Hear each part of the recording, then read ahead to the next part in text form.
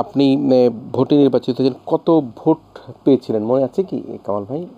Just দর্শকদের পুনরায় আবার একটু পুনরাবৃত্তি করার জন্য, অনেক দিন তো হয়ে গেল। আমি নৌকায় ভোট পড়েছে প্রায় 91,000। আচ্ছা, মানে কত ফিগারটা কত? আপনার টোটাল ভোট পড়েছেন ওখানে 142.43%। বাহ।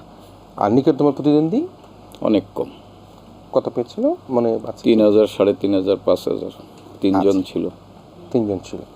ভোটের ব্যবধান ছিল ব্যাপক, ভোটের ব্যবধান ছিল। এবং আমি যেটা দেখতে পেয়েছি সেটা হচ্ছে আপনি ভোট পেয়েছেন 90,999, এটি কি? হ্যাঁ। আচ্ছা, তাহলে মানে 999 না, 4টা 9 এখানে হচ্ছে, মধ্যেটা শূন্য শুধু হয়েছে।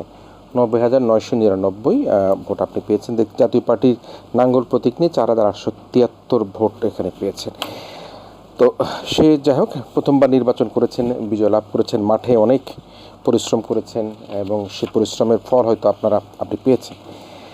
তো ওখানে আমি এই আপনার হলফনামাটা এখানে দেখতে পাচ্ছি, সেটি বেশ ভালো। আপনি লিখেছেন যে আপনি ব্যবসা বাণিজ্য করেন এবং সেই ব্যবসা বাণিজ্যের ক্ষেত্রে উল্লেখযোগ্য যে জায়গাটাই, সেই জায়গাটা আপনি লিখেছেন। সব জায়গার মধ্যে আপনি খুব চমৎকারভাবে সব কিছু উল্লেখ করেছেন। আপনি বলেছেন যে ব্যাংক এবং অন্যান্য হিসাবের পাশাপাশি পোস্টাল সার্ভিসিং সার্টিফিকেটে বিভিন্ন ধরনের সঞ্চয়পত্র বা স্থায়ী আমানত বিনিয়োগ বাবদ 3,45,00,000 টাকা আপনার এখানে আছে। স্ত্রীর 1,36,00,000 টাকা, পশুদের 15,00,000 টাকার কথা উল্লেখ করা হয়েছে। এবং এটি আপনি ব্যবসা বাণিজ্য করেন, সেটি আপনি এখানে উল্লেখ করেছেন। তো এই নির্বাচনে আপনি জয়লাভ করবার পর আপনার কাছে কেমন মনে হয়েছে যে নিকটতম প্রতিদ্বন্দ্বী এত কম ভোট, অর্থাৎ 4,873 ভোট, এত কম ভোট পাবার কারণ কি আপনার প্রচুর জনপ্রিয়তা নাকি না অন্য কোনো কারণ ছিল? আপনি কিভাবে দেখছেন বিষয়টাকে? এটা হচ্ছে নৌকার জনপ্রিয়তা, আমার জনপ্রিয়তা না। এটা হচ্ছে শেখ হাসিনার জনপ্রিয়তা। আচ্ছা, আমি বঙ্গবন্ধু তনয় জননেত্রী শেখ হাসিনার মনোনীত, আওয়ামী লীগের মনোনীত নৌকের প্রার্থী।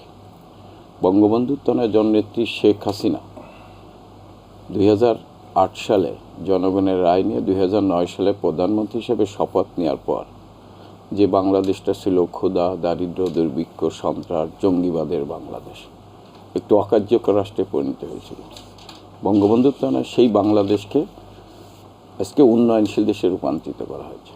যে বাংলাদেশকে বলা হয়তো, বিদ্রূপ করে বলা হতো তলাবিহীন জুড়ির বাংলাদেশ, সেই বাংলাদেশকে বঙ্গবন্ধু তনয় আজকে মর্যাদাশীল দেশ হিসেবে প্রতিষ্ঠা করেছে।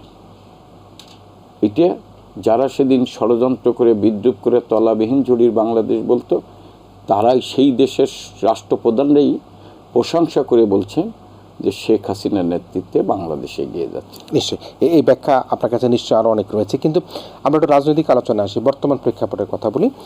মির্জা ফখরুল সাহেব, আপনি রাজনৈতিক আলোচনায় আসতে পারেন না তো, আপনি ধরছেন আমার ব্যক্তিগত বিষয় নিয়ে। আমি কী কারণে ভোটটা পেয়েছি আমার টোটাল ব্যাখ্যাটা দিতে। জি জি, শেষ করতে হবে। আপনি রাজনৈতিক আলোচনা শুরু করেন নাই তো? না, ওইটা তো শুনলাম যে আপনার মাননীয় প্রধানমন্ত্রী এবং মাননীয় আপনি রাজনৈতিক আলোচনা শুরু করেন নাই তো। আচ্ছা, এটা শেষ করতে চাচ্ছেন? হ্যাঁ, আমি কী কারণে ভোট পেয়েছি সে ব্যাখ্যাটা দিতে হবে। জি। এবং যারা ভোট আরও পড়তো নির্বাচনের আগের দিন, ওই আসনে সারা রাত বোমাবাজি হয়েছে। আচ্ছা, সকালবেলা একটি কেন্দ্রে আগুন দিয়ে ধরিয়ে দেওয়া হয়েছে।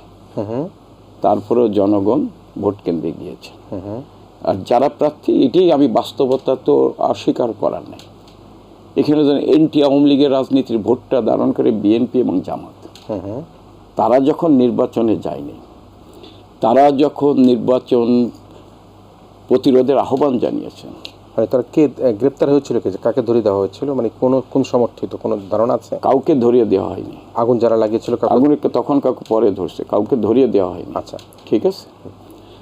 আপনার আর এইখানে আপনি খালেশপুর এলাকা, এটা দুদুভাই জানেন, আপনি জানেন কিনা জানি না, এইখানে গেটার বরিশালের একটা ভোট থাকে, গেটার ফরিদপুরের একটা ভোট থাকে, যারা শ্রমিক ছিল, এবং গেটার চিটাগাং ডিভিশন, নোয়াখালী থেকেও কিছু লোক ওখানে, ওই তো গেটার চিটাগাং ডিভিশন বলা হয় যেটাকে। নোয়াখালী না, গেটার বরিশাল, গেটার ফরিদপুর, গেটার চিটাগাং। এই এলাকার শ্রমিকরা এখানে ভোটার হয়েছিল। মিলগুলো বন্ধ হওয়ার কারণে কিন্তু অনেকে বাড়ি চলে গেছে। 25 থেকে 20% ভোটাররা যার বাড়ি চলে গেছে, যার ফলে ভোটটা আরও কাস্ট হইতো, কিন্তু এই কারণে ভোটটা কাস্ট কমেছে। তারপরেও এত সংকটের মধ্যেও আপনি 43 পয়েন্ট, মানে সংকটটা কি ছিল?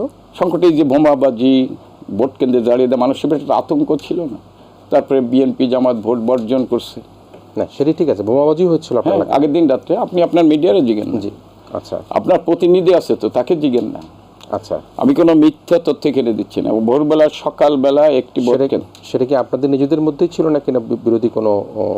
এখানে নিজেদের ভিতরে থাকার কোনো প্রশ্ন আসে না। আচ্ছা ঠিক আছে, এখানে নিজেদের ভিতরে, কারণ এখানে আওয়ামী লীগ ঐক্যবদ্ধ ছিল। আচ্ছা, এখানে আওয়ামী লীগ ঐক্যবদ্ধ ছিল, যার ফলে মানুষ তারপরেও স্বতঃস্ফূর্ত সন্দেহের কাদের দিকে ছিল, কারা বোমা ফাটিয়েছিল? বলছি বিএনপি জামাতের যারা করছে তারা করছে, যারা ভোট প্রতিরোধ করতে চেয়েছে তারা করছে, আচ্ছা যারা ভোট প্রতিরোধ করতে চাইছে তারা করছে, এই ঘটনা ঘটিয়েছে, যার ফলে এখানে ভোট হয়েছে। এখন বলেন আপনি সমস্যা জি, সমস্যা হচ্ছে, কিন্তু আমার কাছে খুব ভালো লাগছে এই জিনিসটা যে আমি এখানে আপনাকে কি মধ্যবিত্ত এমপি হিসাবে বলবো নাকি না উচ্চবিত্ত বলবো, কোনটা বলবো? যেহেতু অনেক টাকা পয়সা দেখতে পাচ্ছি আপনার হলফনামায় আছে, আমাদের দেশে কোন হিসাবে আমার কত টাকা দেখছেন আমি জানি না, এখানে আপনি হিসেব করেন, অনলাইনে বলছেন, আপনার তো আমার হিসেব দিতে হবে। ভালো ভালো আমি ভালো তো এই ইনকাম ট্যাক্সের জন্য হিসেব দিচ্ছি। নিশ্চয়ই, একেবারে। হ্যাঁ, আমি দেখে এত মুগ্ধ হয়েছি যে বলেন। এত স্বচ্ছতার সাথে কেউ কিন্তু স্পষ্ট না, আমি যেটা বলছি বলেন না। সেখানে দেখেছি যে জানি না কতখানি আপনার পোস্টাল এবং অন্যান্য সেভিংস 3,35,09,344 সব মিলে সব মিলে প্রায় 5 কোটি টাকার মতো হয়তো স্বামী স্ত্রী মিলে আছে কিনা, ভাবি সহ আছে কিনা, নগদ। এটা পোস্টাল এবং সেভিংস সার্টিফিকেট মিলে বলা হচ্ছে আর কি। আমার ওয়াইফ, এটা নগদ আরো সামান্য কিছু হয়তো আছে। মানে আমার প্রশ্নটা হচ্ছে যে প্রশ্ন না, জানবার আগ্রহ হচ্ছে আপনাকে কি মধ্যবিত্ত এমপি বলবো নাকি না উচ্চবিত্ত বলবো বা বড় ব্যবসা? আপনি কি বলতে চান? আমি বলতে চাই ভালো এমপি বলতে চাই। আমি জনগণের এমপি হইতে চাই, আমি একজন রাজনৈতিক কর্মী। আচ্ছা, ঠিক আছে। জি জি, আপনি যেটা বলছেন যে আমি কোনো মিথ্যা তথ্য দেই না, নিশ্চয়ই এখানে একেবারে হলফনামার মধ্যে আমি কোনো রাজনৈতিক, কারণ আমরা অনেক হলফনামা যেটা দেখেছি দেখা যাচ্ছে কিছুই নাই। না, আমি বললাম আমি কোনো রাজনৈতিক কর্মী, আমি কোনো মিথ্যা তথ্য দেইনি। ঠিক আছে, আমি আমার যা ইনকাম করেছি সেই টাকাই আমি এফডিআর করে রেখেছি, সঞ্চয়পত্র করে রেখেছি। আমার ওয়াইফ বিকর্নেস স্কুলের টিচার। জি, হ্যাঁ, এটা জানাচ্ছি আপনাকে। আমি ওনাকে চিনি এবং আমি খুব ভালো করে জানি উনি রিটায়ার করবার পরে যে, না উনি রিটায়ার করেন, আপনি জানেন না কিছু? এখন আছে তাহলে?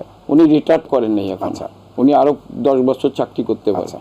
ঠিক আছে, যদি কোনো রকম কেউ ওনাকে বাদ না দেয়। না, বাদ দেওয়ার প্রসঙ্গ নাই। না, যদি কেউ বাদ না দেয় আর কি। আপনি যেটা বলছেন যে আমি এটা স্বচ্ছতার সাথে দেখিয়েছি, এবং আমি একজন তৃণমূল থেকে উঠে আসা কর্মী। আমি আপনাদের না আমি এই যে কিছু লোক আছে না যেগুলোর আপনারা অনেকে পেট্রোনাইজ করেন, তাদের সম্পর্কে কোনো কথা বলবেন। আমি সেই লাইনের লোক না, বুঝছেন না? সেই লাইনের লোক না আমি। আমি কিন্তু তৃণমূল, এই যে দুদুভাইরা আছে, আমরা কিন্তু তৃণমূল থেকে স্লোগান দিই এবং আপনার রাজনৈতিক, আপনারা যাদেরকে পেট্রোনাইজ করেন আমি তাদের লোক না। আমি তৃণমূলের এখান থেকে উঠে এসেছি। ঠিক আছে, এবং আমি সার্বক্ষণিক রাজনৈতিক